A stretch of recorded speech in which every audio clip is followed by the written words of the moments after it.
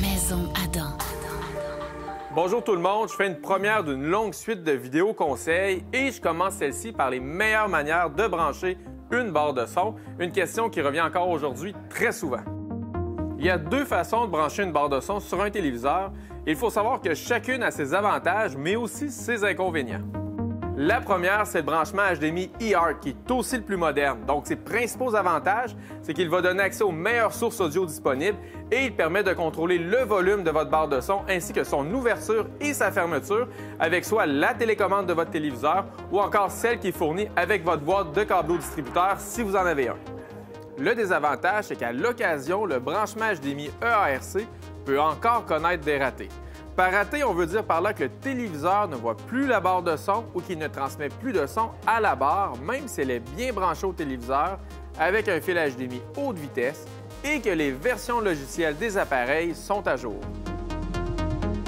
Bref, pour corriger le problème, après bien sûr d'avoir vérifié que tous les fils soient bien branchés, c'est de rétablir le handshake.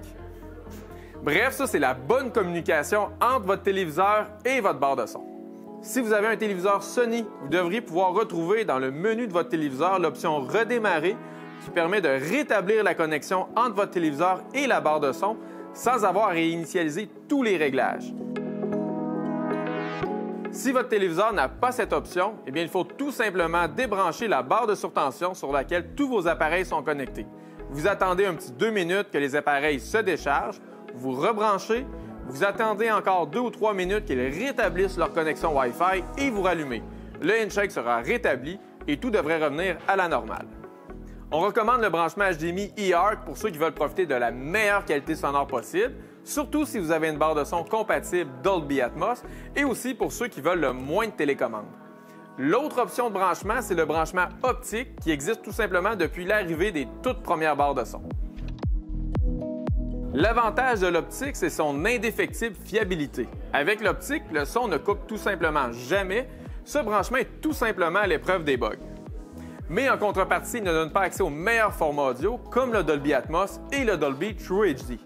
Et il faut être minutieux au moment du branchement parce que la tête des connecteurs optiques est très petite et qu'elle a un sens bien déterminé avec l'une de ses 4 faces qui est plus plate que les autres. Enfin, il faut savoir qu'avec le branchement optique, le téléviseur ne peut plus contrôler la barre de son. On doit donc utiliser la télécommande fournie avec la barre de son pour contrôler le volume, l'ouverture et la fermeture. Cela étant dit, sachez que la majorité des télécommandes fournies par les services Helix, CCAP Câble, Derry Télécom et TELUS peuvent être programmées pour contrôler le volume des barres de son avec le branchement optique. On recommande donc ce branchement pour ceux qui sont moins à l'aise avec la technologie et qui veulent le branchement le plus sûr possible. Si vous avez aimé cette vidéo et que vous aimeriez avoir d'autres conseils sur un sujet précis, je vous invite à les laisser en commentaire.